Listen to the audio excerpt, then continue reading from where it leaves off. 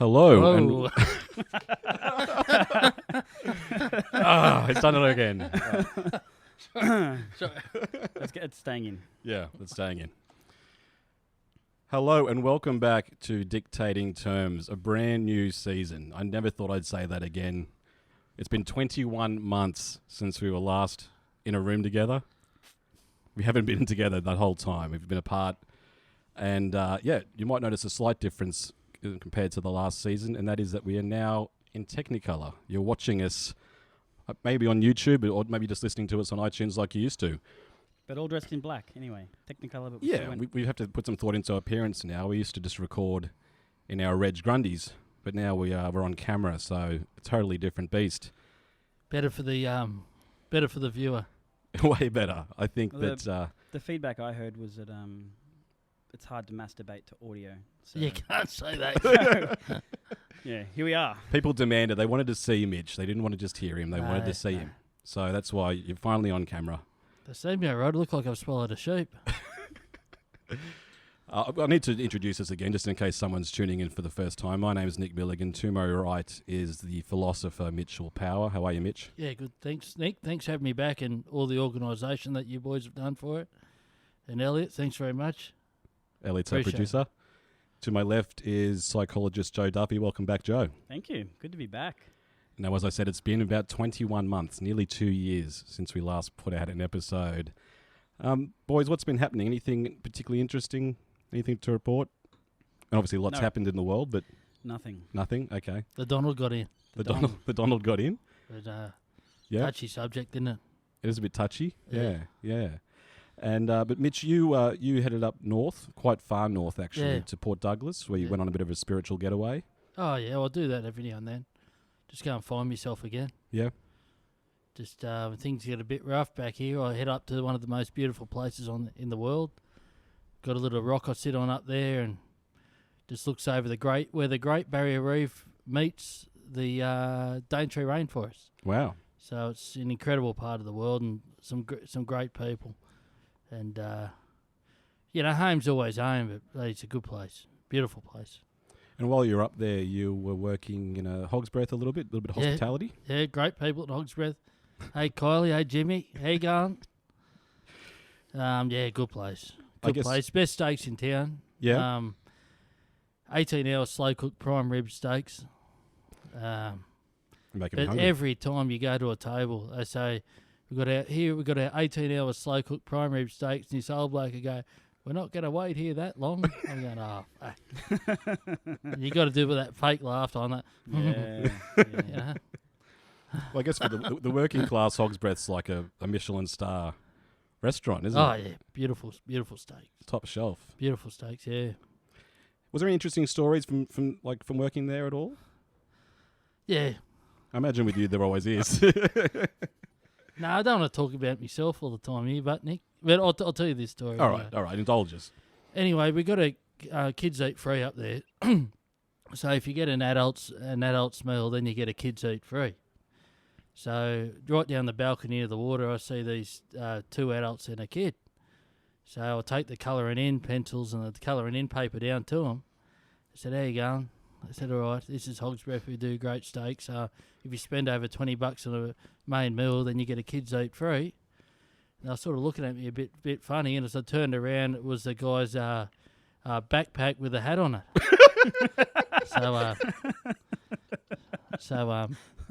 So yeah, I took the colouring in back, and that was it. But yeah, so that went down like a lead balloon. Yeah, backpacks never stay inside the lines. No. I didn't think the kid was talking much. Oh, well. Oh, beautiful. Well, I think last time we were recording as well, you guys were actually living together. You were housemates. We and were. We used to We record were. in your apartment. May 2015, we were still there, yeah. Yeah. Wow. Yeah. What were the? Do you guys have? What's like the standout memories of living together? Would you say? Don't know how you choose, really. There's a lot to choose from. It's a lot of barbecuing on the balcony, a lot of music on the balcony. There's a lot of life on the balcony, really, wasn't there? Yeah. Nice. Overlooking Hunter Street. Yeah. Hear the cars go overlooking by. the CBD, yeah, watching the people go by. See the brills out the front. That was like a spectacle every Saturday night, wasn't it? It was, yeah. Little rubbish on the The awning above the above the entry where Mitch would discard a lot of his Well, there was an waste. awning beneath beneath the balcony. Yeah, there was. It wasn't in a good place. Yeah. No, it was a lovely place. It was Hunter Street. Yeah, I know. Nice. Yeah. In my mind. Oh, no, I don't want to talk about that. That's all right. No, I'm going good. Positive. What are your standout memories of living with Joe? He's a good bloke, Joe. But The one thing he I'm didn't not like racist, but was if you left the microwave on 7 seconds and you didn't press the restart button. it wasn't just 7 seconds. It was any seconds. Yeah, that Any was seconds. Yeah. One of Joe's, did he's that. the most easygoing, laid-back bloke. But if you didn't have that microwave sitting on zero, Just cancel that it. was When on. you're done, just cancel it. Oh, Yeah, I sorry, I Joe. still do that. That's fine. Yeah. Anyway. Yeah. But no, Like, Joe's if that's a good the bloke. worst, if that's the worst that happened, then that's And we've all right. done all right. Yeah, we had a good time. Yeah. We did have a good time. It was very fun. And the Donald Fun got in. memories. Yeah. Then after that, the Donald got in, so I went downhill from there. The Donald or Madonna? The Donald. Oh, yeah, yeah. And Nicole Arbour. Nicole. Yeah. That's just a random shout out to Nicole Arbour. Mitch is a fan of Nicole Arbour, apparently. He's just discovered her. Follow her on Facebook. Hello, Nicole. How are you? Hope you're Hello. listening. She's always listening. She loves I'm the sure we show. got about, 300 viewers. I'm sure Supermodel from the other side of the world will be one of them. Nah, more than that, but you know. What about the canola oil? Did you ever go through much canola oil living with Mitch? Oh, no, you can't say that. You can't tell that story? I think there was one time when it dropped a lot. It went from being full to about half, but then other than that, it was pretty consistent. Usually Mitch preferred the spray, the canola spray, but this, you always need to have a bottle of the liquid on hand to get you out of a tight situation. Yeah. Yeah. What was the final day like? It must have been an emotional day. I remember one of the last days Is it was coincidence? when we were moving out. We had to get the house tidied, get it ready for inspection to get the bond back. And I turned up. I'd been away for a couple of days, and then just going to Mitch's room, and there's an iron mark on the carpet where he'd an iron had just burnt like a triangle in the carpet. Yeah, I don't know what happened there. Yeah, it's just one of those There's a few creases housekeeping mishaps in I the suppose. shag. Yeah. Yeah, I don't know. But Sorry that about was that. that was just worked around it. And It's one of those things that happen in old units. Yeah. I think it was actually probably there before. Yeah. It's the old plumbing. It's the old iron marks on the carpet. Well, lots happened. There's a lot more to come. So thank you for tuning into Dictating Terms. We'll be right back. Welcome back to Dictating Terms, available now on YouTube and iTunes in Technicolor. Now, Mitchell had something happen to him the other day he was going to share with us. Mitchell, do you want to sort of take us through what happened to you? Yeah, well, I went down on a trip down to Melbourne, and all the boys having a few beers and everything like that. So I decided my back was a bit stiff from being on the plane, and I've been back into the weights and the treadmill again. So I went to get a massage. Right, so I go up to this Thai massage place, and she says it's cash only, $60 cash only. I go, rightio. And my swipe thing didn't work on the on my cards, so I had to pay by chip. The strip wasn't working. Yeah, the strip wasn't working. Yep. Yeah, so I said the strip doesn't work here. I'm gonna have to go down to Hungry Jack's, buy some nuggets, and then get the cash here. Okay. Right. So I go down to Hungry Jack's. I'll have 6 nuggets. I said, can I get 60 cash out as well? No worries. Chomp on me nuggets. Sweet and sour sauce. Go back up there, lie down, get the rub. Yeah, she's a very nice lady. She said, don't wear any underwear, just lie face down, and, And then halfway through the massage, I'm going, what sort of bloody rub is this? Like, she's getting a bit, I don't know, a bit close. Bit handsy. Yeah, a bit handsy. Okay. All right. And then, I don't know, one thing led to another, and she rolled me over, and she said, and I was that worked up at the point, she said, do you want me to massage here? And you could imagine what she was talking about. Yeah, right. Okay. And I said, oh, well, I just kept, I may as well roll with it, but I had no cash on me. So she said, I'm going to have to get the cash now. I said, righto. So I put the strides back on. I said, I'll be back in a minute. So I had to go back down to Hungry Jack's, get another 6 nuggets, another $60 out, chomp on the nuggets as I on the way back up, coming up the stairs. Yep. And then, I don't know, she finished the massage, so to speak. Yes, sure. And then, so $120 later, I'll go back to meet the fellas in the pub, which were having a big lunch meal. And they said, Mitch, are you going to order your lunch? I said, no, I've just had 12 nuggets. So, anyway, I didn't really want to tell that. But, but it wasn't, anyway. Well, it is what it is, You're away with the lads. And so you're full by that point. Yeah. Did you leave the pub? Like, were they already there when you left the pub to go for the massage? Just said I'm going. I'm just said you I'm told going. me you'll meet him there after. Yeah, I just said I'm going to go and get a quick rub. I'll be back in a sec, boys. Yeah. Were they waiting to order before you'd arrive? Were they sitting there with their menus? No, but I was away for a significant amount of time. Yeah, how far was the Hungry Jack's from the massage? I would have been about 270 metres, Joe. 270 metres on the old Google Maps. Anyway, that's the first time and last time that'll happen, but I got taken advantage of. Yeah, take cash. Sounds like it, yeah. You were feeling a bit stiff and you went to the parlour. No, it wasn't like that. Because you, of course, used to be a masseuse. You were quite an incredible masseuse to the celebrities. Oh, yes. Were you kind of sort of assessing her technique, so to speak? Are you a critic when you're getting a massage? Oh, yeah, but not like those ones. Do you find that the ladies, do they have the same strength to get in there? Yeah, they're sometimes harder. Harder? They get on your back with their knees and their elbows, and they... Would a man get on your back with the knees and the elbows? I don't know what massage you've been getting, Joe. I'm just wondering. Nah, so that was my experience, and not proud of it. Hungry Jacks. Why'd you choose the nuggets? Why are the nuggets? Easy to eat. Yeah? Easy to eat. Fries? Chomp them down. Onion no rings? fries. Nah. Empty carbs. Yeah. Just nuggets. You can eat them on the run. Yeah. Sure. I think with the dipping sauce as you ran? Yeah. Yeah, okay. Yeah. But I think halfway through the run back, I ditched the dipping sauce. I thought, okay. So there's other priorities here. Yeah, sure. There's more sauce to come. It's funny. Hey, fuck, you can't say that one. No, sorry, we'll cut that out, Mitch. Thanks, Ed. It was funny. We were watching a thing on the news just before we did the podcast this evening, where we had the sound turned down, but it was a story about the obesity epidemic. Yeah. Sort of a go-to story for the news, and something occurred to you, Joe, as we were watching it. Well, we were watching with the sound turned down because we were listening to ourselves on podcasts. Reminiscing. As we do most days when we hang out.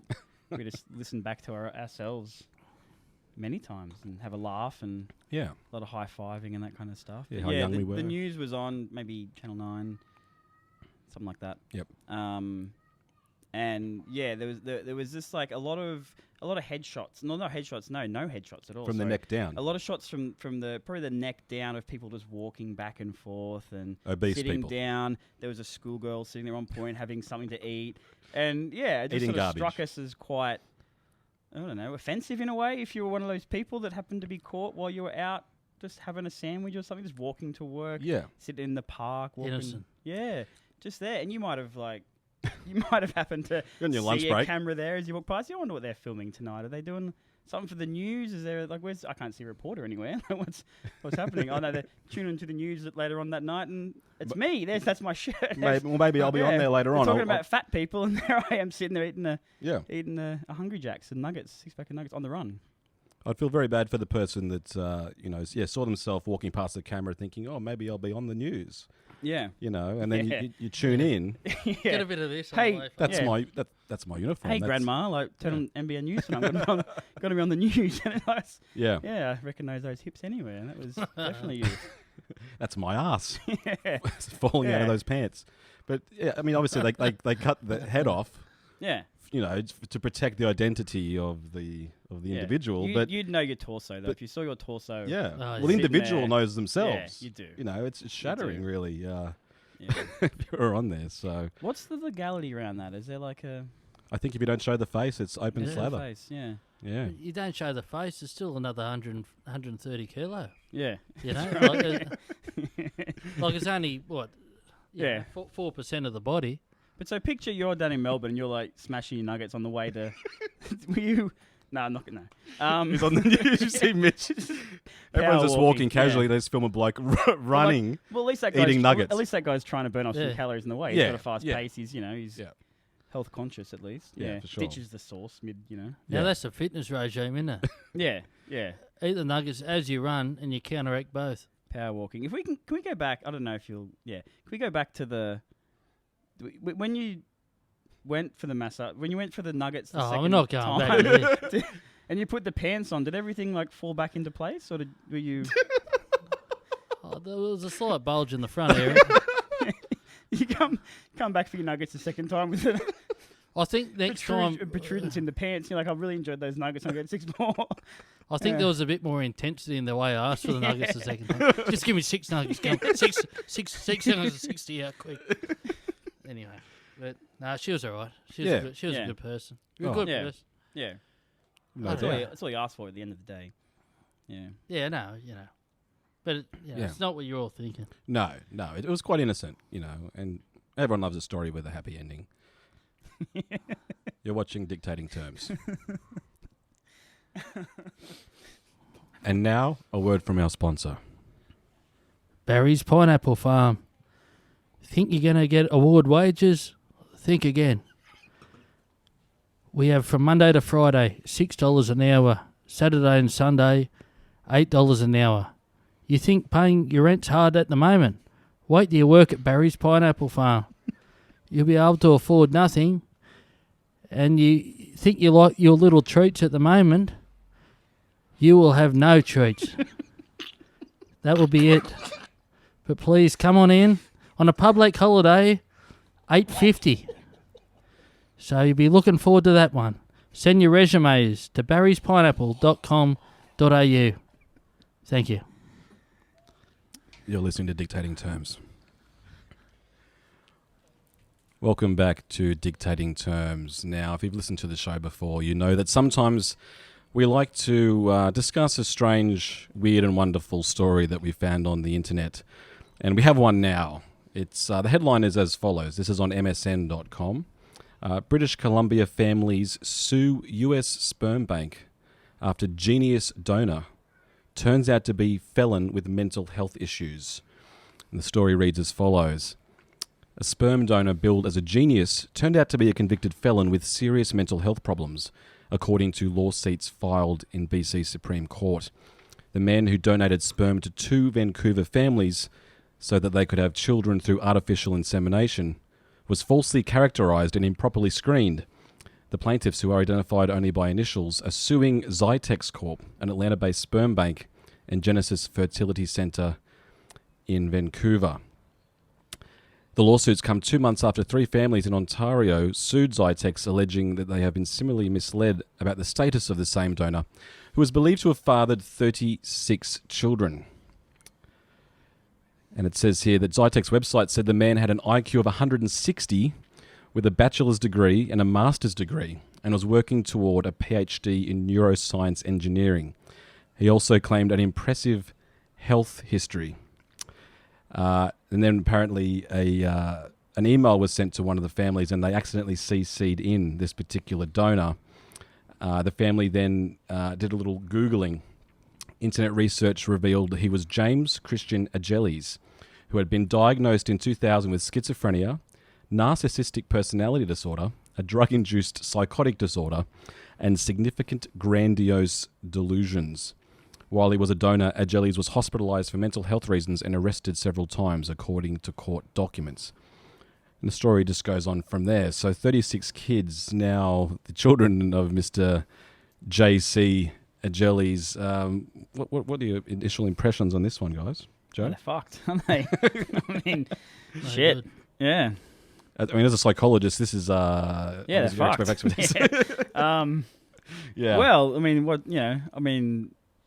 I don't know what the percentages are. What the if you've got 36 kids, how many of them, would be likely to sort of inherit some of that? I don't know. It's more like you got the predisposition there, so it's like it's just a heightened risk. If you're a person who's planning to have a child through this sort of means and you're looking for the best possible donor, Yeah. you get quite a long list there of diagnosis too. So it's like there's a lot to choose from, and Yeah. Well, you're thinking you'll have a kid that's got an IQ close to 160 and will earn something close to a bachelor's degree and a master's degree, and will then be working their way towards a PhD in neuroscience. Meanwhile, they're learning the alphabet by 16. At the time they work through everything, they'll be working at Hungry Jack's by 44. Yeah. It's not ideal, is it? No, it's not. But I mean, if the child has grandiose delusions, then maybe they'll believe they have an IQ of 160 and that'll be enough. Yeah. Is that enough just to think that they think that maybe, that they don't actually have to have. And one day they'll want to donate to a sperm bank, no doubt. Yeah. Oh, well. Oh, it's a fascinating story, and it's a terrible story, and it's a hilarious story. Yeah. It's got it all, doesn't it? Horrible It really and does. hilarious. I mean, not for the yeah. families. I mean, look, these kids might grow up to be totally fine, but, it's Russian roulette, really, on a genetic perspective. I mean, I guess it's a question of why would you lie in the first place? I mean, obviously, he knew that if he told the truth, he wouldn't be able to donate, but he really wanted to donate. Sabotaging the earth. That's what he's trying to do. Yeah, he's trying to take it down. We've got enough bloody nutters going round. Yeah. And, 36 many more. people at home might say, I'm adding to that list. Not true. No. Not true. Not true at all. But, you might be trying to sabotage the earth. Yeah. That's what it sounds like, yeah. I think he had delusions of grandeur, so I think maybe some part of him was just trying to spread it around. Like, there should be more of me like out there. Like, I'm a athlete and I have a high IQ and I'm... What he believed in, is that what you're saying? highly virile and... Yeah. But you got to imagine, like, these are people that have come to a point in their life where they've explored all their options and they decide, look, we want to have kids. We can't have kids through the natural means and such, so we're going to get sperm from another man. And the guy's like, he's agreed to that. We'll get someone good, and then 36 people have ended up with the opposite of what you'd want, I guess. Yeah. Yeah. You know what my name for the first one would be? Dud. Dud Power. The second. Yeah. Yeah, well, obviously they think they're going to have these brilliant children, and what they have is a kid sort of in the fetal position, sucking his big toe in the corner. 160 though, 160 does seem a bit much. I think in the story it mentions something about. They told him to. They said that he said 130, I think, and then they said one at 160. Well, why not? Why stop there? It's an even number as well, isn't it? Yeah. He allegedly told a company representative he thought his IQ was 130. He thought it was. I get the sense it's 130. And the employee suggested he was a genius with an IQ of 160. So there is much to blame. I mean, no wonder this guy's got delusions of grandeur. This is where I think the lawsuit gains a bit of traction, where it's like, if one of our employees did suggest an extra 30 points on the IQ there. Maybe they asked his weight and that's where it came from. I don't know. Yeah. Apparently he filled out a questionnaire, but was not asked any follow-up questions. He was given a 10-minute physical examination during which his physical or mental health history was not discussed. What is a physical examination without a physical... Not thorough. Yeah. They checked his prostate and said, on your way. Yeah. Here's 15 cups. Fill them for us. Cheers. 36 cups. I wonder how many times did he go? 36 times, or did he go like 10? He's just a prolific ejaculator. Yeah, that's... You can't say that, can you? A prolific ejaculator? Yeah. That's right. Great death metal band, Prolific Ejaculator. But, well, who knows? Maybe he had delusions of grandeur. He said, give me 50 cups, and he filled one. Yeah. Just a big vat. Just like, give me 3 hours in a vat, and I'll father many. Yeah. Genii. I will sire the children of the earth. Yeah. Would you guys ever consider donating, passing on? I mean, we have the brilliance of Mitch Power. I feel it would be a absolute travesty if you didn't breed at some point. No. If you haven't already, you could have. There could be lots of little Rick Powers running around out there. What if there was like a system where it was like, if you technology advanced, where it was like you could receive some sort of device where you just happen to be ejaculating in some nondescript event in your life, Sunday and afternoon. you could just lock it up and send it off. Mail it from home. They could use it, just You don't have to leave the house. You've only got to go down to the post Waste office. not, want not. Just like if you're gonna do it, just do into this, and we'll send it off. And No. Oh, not unless I had a couple to start with. Yeah, okay. If I had a couple of kids to start with, I'm happy with these. Yep. Like, I'm prepared to. So you want to test the sperm first? Yeah. You want to have a quality check. I'll take the dummy ones, and then if they're good, I'll send them on. Yeah. You have a couple of kids, make sure it's working. And Make then- sure they're Yeah. Well, that's know, responsible. good looking and Yep. intelligent. Yep. Yeah. Yep. So I've no doubt they would be. Hopefully, my wife would be all right. A lot of little Yep. Rick Powers running around there, just Rick Power. taking up the middle. Up the middle, what does that mean? It's front row expression, just on, Oh, on the sorry. burst. Yeah. Sorry, I Yeah. thought On we the were burst. going. I thought we were going Yeah. at the end of bit Sort of rough road there. Yeah. Yeah. No doubt. A Rolf Road. All right. Well, good luck to Mr. Jellies, and I guess good luck to the 36 children. His side, they're going to need it. You've been watching Dictating Terms. Welcome back to Dictating Terms, the world's 15th most popular podcast. Now, in our last season, which was our 36th season, I think, we've lost count at this point. One of the most popular segments was Mitch's Motivational Minute. We were overwhelmed with letters, emails, texts, VHS tapes sent in the mail, all saying Pennies. Sorry. pennies. Yeah, we could set that anyway. Basically saying that Mitch's Motivational Minute is by far and away the best segment. So it would have been terrible, and we would have been cheating our audience if we didn't bring it back. One of the most upbeat people in the world, Mitch Power, is now going to give you Mitch's Motivational Minute. Take it away, Mitch. Another day closer to the sweet release of death. Another day of underachievement. These are the thoughts that run through some people's minds. But you need not worry. Bring yourself back to nature. Get yourself in the garden. When you wake up and you see a computer, a phone, or some sort of something with technology involved in it, piss it right off. Go and grab a leaf. Lick the leaf. Rub yourself in the dirt. Get yourself back to nature, because that's what we were made to do. So, good luck with that tomorrow. Get yourself in a garden. This has been Mitchell's Motivational Minute. Good night. Thank you for that, Mitch. Beautiful and touching as always. Well, I have to say that it's been pretty incredible to be back after 21 months. It was obviously way too long, and we are sorry that it took so long to come back with a new season. But we do appreciate all the requests for us to return, and we're very glad to have you back. I've been Nick Milligan. Thank you, Joe, for being here. Thank you. And thank you to our resident philosopher, Mitch Power. Thanks, Thank you. Nick. Thanks, Joe. Mitch. And we'll see you next time on Elliot. Dictating Terms. Elliot. Thanks, Elliot. Thank you to our producer, Elliot. See you next week. And all the production team. Hungry Jacks. Don't mention that one.